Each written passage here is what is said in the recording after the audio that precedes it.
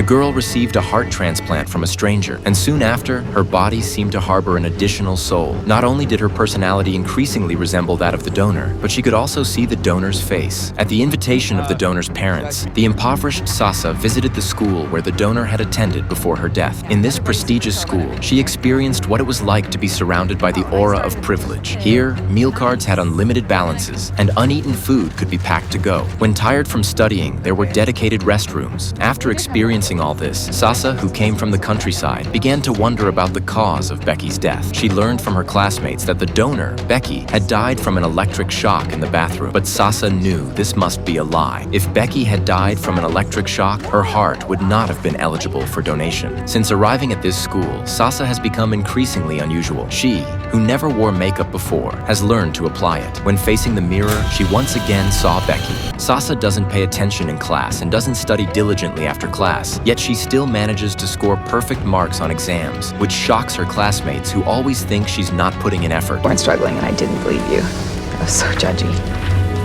Guess you should be the one tutoring me. During fencing class, Sasa, who had never learned fencing and was right-handed, defeated a strong opponent using her left hand.